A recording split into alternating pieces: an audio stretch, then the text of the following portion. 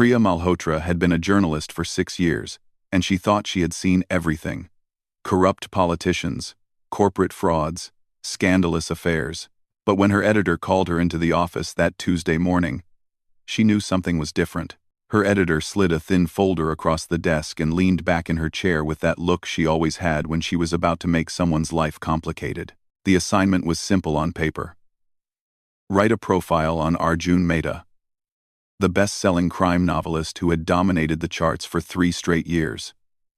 His books were dark, intense, and so realistic that readers often wondered how he knew so much about the criminal underworld. But here was the problem. Arjun never gave interviews. He had no social media presence. No public appearances, no book tours. He was a ghost in an industry that thrived on celebrity. Priya had 2 weeks to get the story, or her column would go to someone else. She spent the first 3 days doing what she did best: research. She tracked down his publisher, who gave her nothing. She contacted his agent, who politely told her to stop calling. She even tried reaching out to people who claimed to know him online, but they all turned out to be fans making things up. Then she found something. A property record in Goa. A small cottage near the beach, registered under his name. It was a long shot, but Priya had built her career on long shots.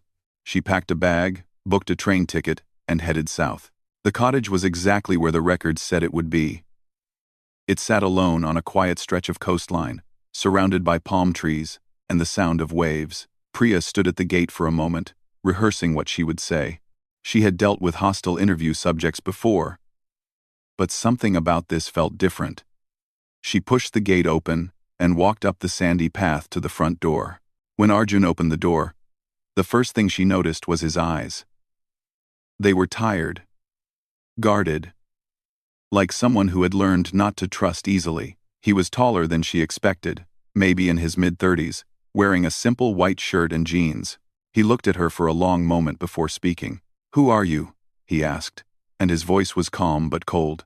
Priya introduced herself, explained that she was a journalist, and that she just wanted to talk. She tried to sound casual, non-threatening, like this was all perfectly normal. But Arjun just shook his head. "I don't do interviews," he said, and started to close the door. Priya put her hand up, not touching the door but making it clear she wasn't leaving yet. She told him she understood his privacy, that she respected it, but that his readers deserved to know something about the person behind the stories.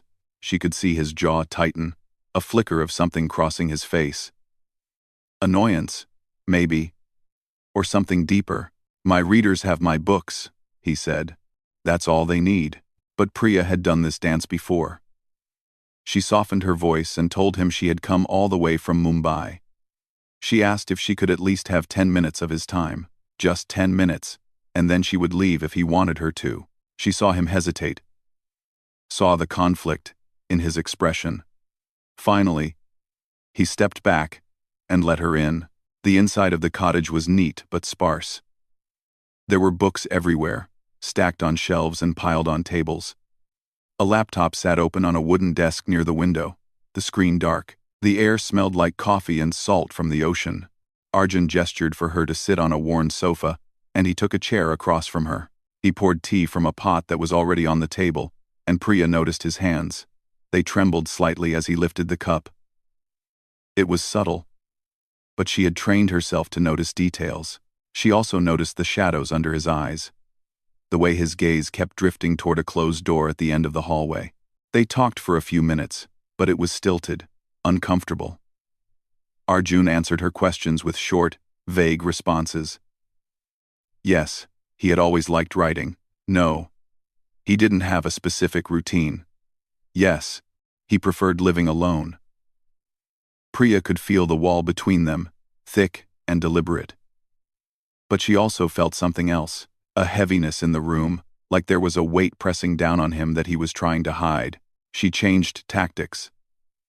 Instead of asking about his work, she asked why he chose Goa. That seemed to catch him off guard. He looked out the window at the ocean and said it was quiet, that he needed quiet to think. Priya nodded and told him she understood that. She had grown up in a noisy city, and sometimes she dreamed of a place like this. For just a moment, his expression softened. But then he seemed to catch himself, and the walls went back up. He told her the 10 minutes were over. Priya stood up, thanked him for the tea, and walked toward the door. But before she left, she turned back and made him an offer. She told him she could see he didn't trust journalists, and she didn't blame him. But what if she stayed for a week, just observed his life without pushing for answers, and only wrote what he approved? She promised to be invisible, to respect his space. Arjun stared at her for a long time, and Priya held her breath. She expected him to refuse, to tell her to leave and never come back, but instead, he said something that surprised her. "1 week," he said quietly. "But if you cross any lines, you leave immediately. And there are some things that are off limits. Some stories are forbidden for a reason." Priya agreed, even though she didn't fully understand what he meant. As she walked back down the path to find a place to stay nearby, she couldn't shake the feeling that she had just stepped into something much bigger than a simple profile piece. There was a story here, hidden behind those tired eyes and that locked door. And despite every professional instinct telling her to be careful, she wanted to know what it was. The first few days were strange. Priya rented a small room at a guest house down the road, and came to the cottage each morning. Arjun had set ground rules. She could be there during the day, watch him work, ask general questions, but she couldn't go into his bedroom or the room at the end of the hall. That door stayed locked, and he made it clear it would stay that way. She watched him carefully. Arjun woke up early, before sunrise, and took long walks on the beach.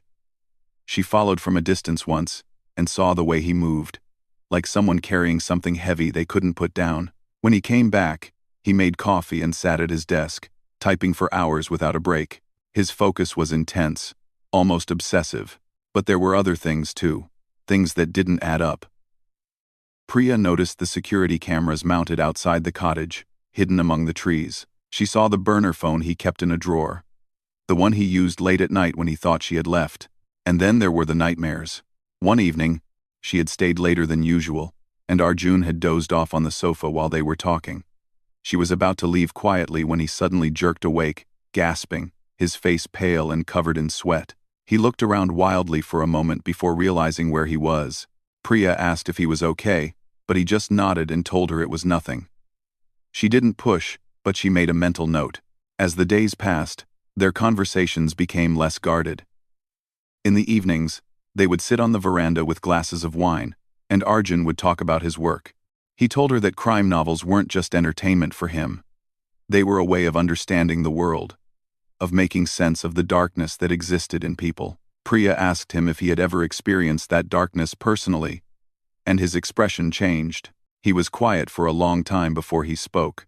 Then he told her about his sister. Her name was Ria, and she had been 22 when she disappeared 5 years ago. She had been living in Delhi, working at a call center, trying to save money for college.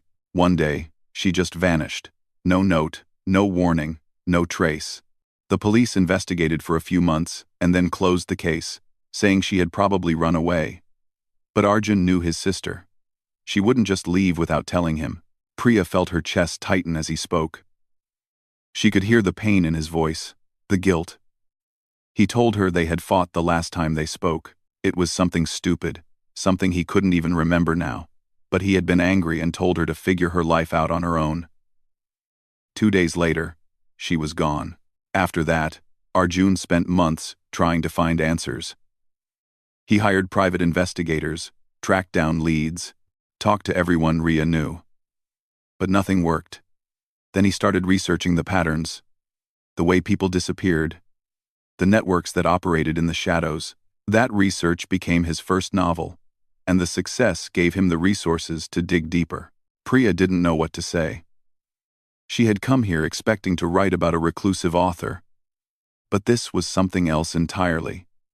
She asked him if he was still looking for Ria, and he nodded. "Every day," he said.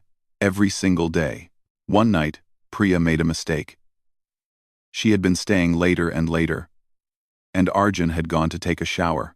She found herself standing in front of the locked door at the end of the hallway. She knew she shouldn't, but her curiosity got the better of her. She tried the handle, and to her surprise, it opened. He must have forgotten to lock it. Inside, the room was like something out of a detective film. The walls were covered with maps, photographs, newspaper clippings, and handwritten notes. There were timelines, names circled in red, arrows connecting different pieces of information. It was an investigation board, the kind she had seen in police stations. But this wasn't official. This was personal. Priya stepped closer and started reading. There were details about missing persons cases across India, patterns in the disappearances, links to suspected criminal networks. In the center of it all was a photograph of a young woman with a bright smile. Riya. She didn't hear Arjun come back until he spoke behind her. His voice was low, controlled, but she could hear the anger underneath. I told you that room was off limits. Priya spun around, her heart pounding. She started to apologize, but Arjun held up a hand. He walked past her and stood in front of the board, staring at his sister's photograph. When he spoke again, his voice was different. Tired, vulnerable. This is what I do, he said. Every night, every spare moment, I follow leads, track down information, try to find the people who took her. The police gave up, but I can't, I won't. Priya stepped closer, her professional instincts battling with something deeper. She asked him if he had found anything real, anything concrete. Arjun nodded slowly and told her he was close, closer than he had ever been. There was a network, an organized group that trafficked young women, and he had been tracking them for years. His books weren't just fiction. They were based on what he had learned. Priya felt a chill run through her. This wasn't just a story anymore. This was real, dangerous, and Arjun was in the middle of it alone. She looked at him, at the exhaustion and determination in his eyes, and made a decision that went against everything she had been taught as a journalist. She told him she wanted to help. Arjun shook his head immediately. He said it was too dangerous, that she didn't understand what she was getting into. But Priya stood her ground. She told him she was an investigative journalist, that she had contacts, resources, and skills that could help him. More than that, she couldn't just walk away now. Not after seeing this, not after knowing what he was carrying alone. They stood there in that room, surrounded by years of grief and determination, and something shifted between them. Arjun finally nodded, and Priya knew that everything had changed. She wasn't writing a story anymore. She was living one. Working together changed everything. Priya brought her laptop to the cottage and set up at the dining table next to Arjun's desk. They went through his research methodically, cross-referencing his findings with cases she could access through her journalism contacts. She helped him organize the information, create digital files, and identify gaps they needed to fill. The days became longer. They worked through meals, barely noticing when the sun set. Priya ordered takeout from a nearby restaurant, and they ate while discussing theories, debating details, and planning their next steps. She noticed how Arjun's entire demeanor changed when he was focused on the investigation. The exhaustion was still there, but there was something else too. Hope, maybe, or at least purpose. But it wasn't just the work that was changing. The more time they spent together, the more Priya learned about the man behind the walls. Arjun told her about growing up in a middle-class family in Pune, how his parents had died in a car accident when he was 25, leaving him responsible for Riya. He talked about the guilt he carried, not just for their last fight, but for not being there enough when she needed him. Priya shared her own stories too. She told him about her engagement 3 years ago to a man who wanted her to quit journalism and focus on starting a family.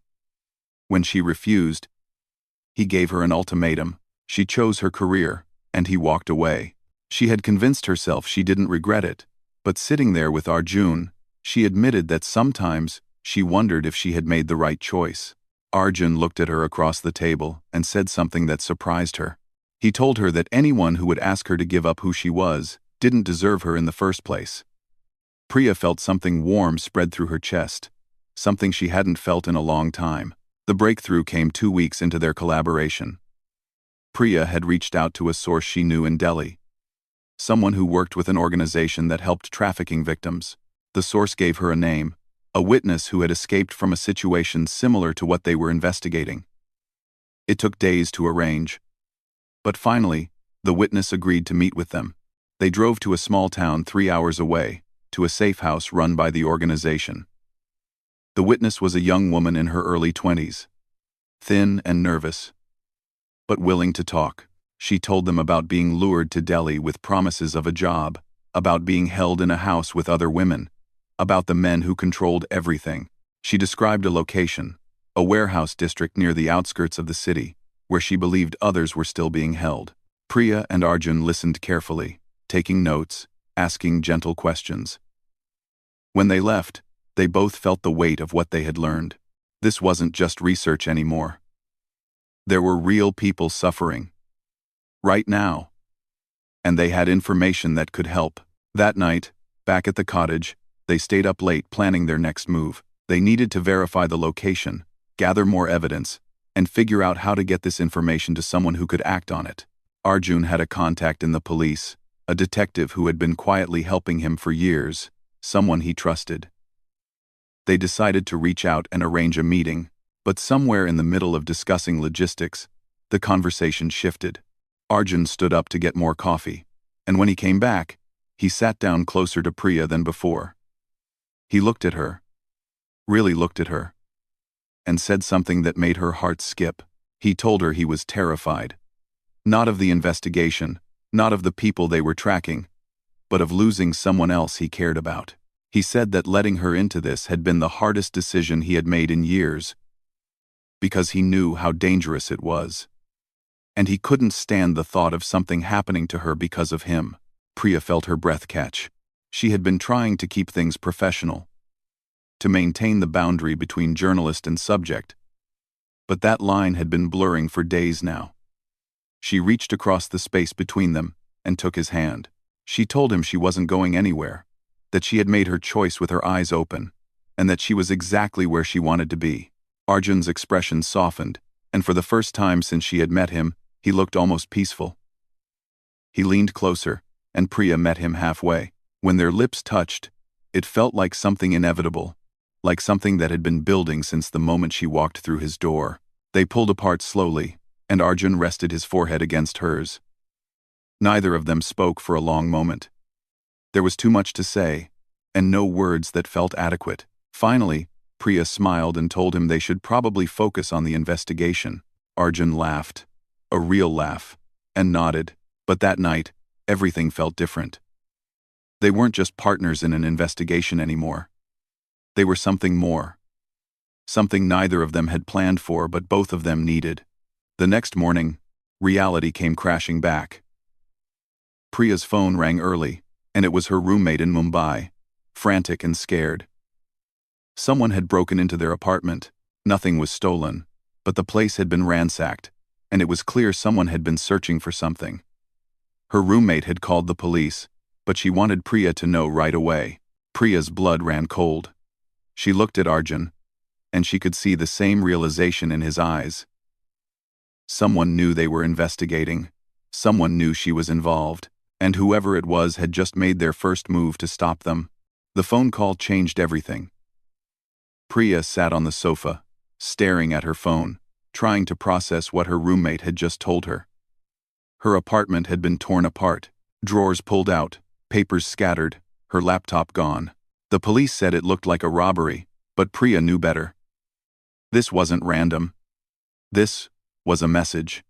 Arjun paced the room, running his hands through his hair, his face tight with guilt and anger. He kept saying this was his fault, that he never should have let her get involved, that he should have known this would happen. Priya tried to calm him down, but her own hands were shaking. For the first time since she had started this, she felt real fear. They spent the morning trying to figure out what to do. Arjun insisted she leave immediately, go back to Mumbai, stay with family, and distance herself from him and the investigation. He said he would continue alone, the way he had before. But Priya refused. She told him she wasn't running, that leaving now would accomplish nothing. If these people wanted to scare her, they had already failed. The argument went back and forth for an hour. Arjun was furious. Not at her, but at the situation, at himself. He told her she didn't understand how dangerous these people were, that they wouldn't hesitate to hurt her if they felt threatened. Priya shot back that she understood perfectly, and that was exactly why she wasn't walking away. Too much was at stake now. Finally, exhausted, they both fell silent. Arjun sat down next to her and dropped his head into his hands. When he spoke, his voice was barely above a whisper. He told her he couldn't lose someone else. Not again. Not when he could prevent it. Priya reached over and took his hand, lacing her fingers through his. She told him she understood his fear. But that fear couldn't dictate their choices now. They had evidence. They had a witness, and they had a real chance to do something that mattered. Walking away meant abandoning not just the investigation, but all the people still trapped in that nightmare. Arjun looked at her, and she could see the conflict in his eyes. Finally, he nodded. They would move forward, but carefully. No more delays. They needed to get the evidence to his police contact as soon as possible. They spent the rest of the day preparing. Priya made copies of all their files, storing them in multiple locations online. Arjun reached out to the detective, and they arranged a meeting for the following evening at a neutral location, a quiet restaurant outside the city. The detective had been working on similar cases and had connections that could help move things quickly. That night, neither of them could sleep. They sat together on the veranda, wrapped in blankets against the cool ocean breeze. The stars were bright overhead, and the sound of the waves was steady and calming. Arjun told her more about Rhea, about the kind of person she had been. Funny, stubborn, full of dreams. He said the worst part wasn't just losing her, but not knowing. Not being able to say goodbye. Not being able to bring her home. Priya listened quietly, her heart aching for him. She asked him what he would do if he finally found out what happened, if he got the closure he had been searching for. Arjun was quiet for a long time before answering. He said he didn't know if closure was even possible, but that maybe, just maybe, helping save others would be enough. It wouldn't bring Rhea back, but it would mean her disappearance led to something good. The next evening, they drove to the restaurant. It was a small place on the edge of town, mostly empty on a weeknight. The detective was already there, sitting in a corner booth. He was an older man, maybe 50, with graying hair and tired eyes. Arjun introduced Priya, and the detective nodded at her with something like respect. They spread out the files on the table, keeping their voices low. The detective listened carefully as they explained everything. The witness testimony, the location, the patterns they had found. He asked sharp questions, taking notes, and Priya could tell he was taking them seriously. After about 20 minutes, he sat back and told them this was good work, solid work, and that he had enough to move forward with a coordinated operation. Priya felt a rush of relief. This was it. They had done it. But then the detective's expression changed. He looked past them toward the door, and his hand moved toward his jacket. Arjun noticed at the same time and turned. 3 men had entered the restaurant. They didn't look like regular customers. They moved with purpose, their eyes scanning the room. The detective stood quickly and told them they needed to leave. Now, through the back. He would handle this. Everything happened fast. Arjun grabbed Priya's hand, and they ran toward the kitchen. Behind them, she heard shouting, the crash of tables being knocked over. They burst through the back door into an alley, and Arjun pulled her toward where they had parked the car. Her heart was pounding so hard she could barely breathe. They made it to the car and sped away, Arjun driving fast but controlled. Priya kept looking back, expecting to see headlights following them. But the road stayed dark. They drove for an hour before Arjun finally pulled over at a roadside dhaba. His hands were gripping the steering wheel so tight his knuckles were white. Priya reached over and covered his hands with hers. She asked if he was okay, and he shook his head. He told her the detective would be fine, that he was trained for situations like this, but that they needed to disappear for a while, go somewhere safe until the detective could secure the situation. They ended up at a small motel, the kind of place that didn't ask questions. The room was basic but clean. Priya sat on the edge of the bed, while Arjun checked the door locks 3 times. When he finally sat down next to her, all the adrenaline seemed to drain out of him at once. He looked at her with so much pain in his eyes that she felt her own eyes start to burn. He told her about the day Riya called him, 6 months after she disappeared. It had been the middle of the night, and the call had lasted less than a minute. Riya had been crying, begging him to help her, saying she was in trouble and didn't know what to do.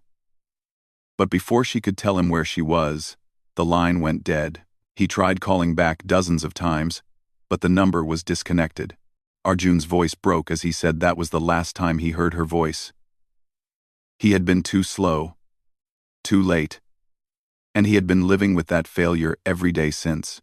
He told Priya he had dedicated everything to making sure no one else experienced what he had, but now he had dragged her into danger, and he couldn't forgive himself for that. Priya grabbed his face in her hands and made him look at her. She told him this wasn't his fault, that she had chosen to be here, and that together they were going to finish what they started. She told him she believed in what they were doing, and she believed in him. Then, she kissed him, pouring everything she felt into that moment. When they pulled apart, Arjun wrapped his arms around her and held on like she was the only solid thing in a world that kept shifting. They stayed like that for a long time, drawing strength from each other, knowing that whatever came next, they would face it together. They stayed at the motel for 2 days, barely sleeping, waiting for news from the detective. When the call finally came, it brought a mix of relief and heartbreak. The operation had been successful. Police had raided the location the witness described and found 12 women being held there. The men running the operation had been arrested, and a larger investigation was underway. But there was more. The detective had asked specifically about Riya, showing her photograph to the survivors. One of them remembered her. She had been there, years ago, but she hadn't made it out. The detective promised to send Arjun the full report, including DNA evidence that had been collected. It would take time to process, but they would finally have answers. Arjun sat on the edge of the motel bed, phone still in his hand, staring at nothing. Priya sat down next to him and took his hand. She didn't say anything, because there was nothing to say that could make this better. She just held his hand and let him process what he had just heard. After a long silence, Arjun spoke. His voice was hollow but steady. He said he had always known, deep down, that Riya was gone. But knowing and having it confirmed were different things. He said at least now he could stop wondering, stop hoping in that painful way that never quite went away. At least now she could rest, and maybe he could too. Priya wrapped her arms around him, and he leaned into her. They stayed like that for hours, while the afternoon light faded outside the window. She felt him shake with silent tears, and she held him tighter, trying to absorb some of his pain even though she knew that was impossible. The next week was difficult. They returned to the cottage, and Arjun threw himself into working with the police, providing all his research, helping them connect cases they had never linked before. The story was too big to stay quiet. News outlets picked it up, and suddenly Arjun's work, his years of investigation, became public knowledge. Priya's editor called her constantly, demanding the exclusive story. This was the kind of piece that won awards, that launched careers. Her editor wanted everything: the personal angle, the relationship between Priya and Arjun, the details of his sister's case. It was the story Priya had come to Goa to find, bigger and more important than she could have imagined. But when she sat down to write it, she couldn't. She looked at her screen, at the notes she had taken, at the outline her editor had approved, and she realized she couldn't do it. Publishing the intimate details of Arjun's pain, the private moments they had shared, the way his sister's story ended, it all felt like a betrayal. Some things weren't meant to be sold for page views. She called her editor and told her she was writing a different story. She would cover the trafficking network, the police operation, the survivors and their courage, and the broader issue of how these crimes happen, but she was leaving Arjun's personal story out of it. His grief, his search, his sister, those belonged to him, not to her readers. Her editor was furious. She accused Priya of being unprofessional, of letting personal feelings compromise her work, of throwing away the opportunity of a lifetime. Maybe she was right. But Priya didn't regret it.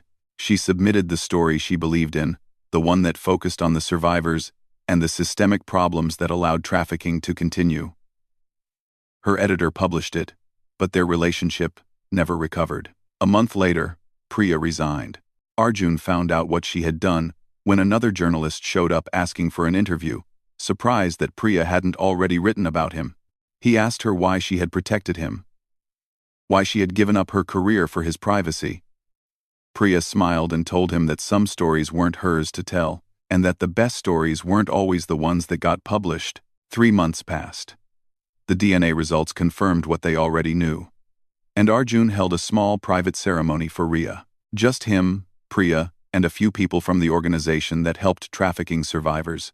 It wasn't the ending anyone wanted, but it was closure. And that was something. During that time, Arjun started writing again. Not a crime novel this time, but a memoir. He wrote about Riya, about their childhood, about his search, and about the journalist who taught him that some things mattered more than answers. He dedicated it to his sister, and to the woman who stood beside him when everything fell apart. Priya had moved to Goa permanently. She found freelance work, writing pieces about social issues, survivor stories, and investigations into systems that failed vulnerable people. The work paid less than her old job, but it felt meaningful in a way her career never had before. They lived together in the cottage by the ocean. Some mornings, they walked on the beach before the sun came up, talking about their projects, their plans, and their future. Other days, they worked quietly side by side, her typing at the dining table, while he wrote at his desk by the window. Arjun became involved with several organizations fighting trafficking, using his platform and his research to help them. Priya joined him, bringing her investigative skills to help expose other networks, other cases that had been ignored. Together, they made a difference in ways they never could have alone.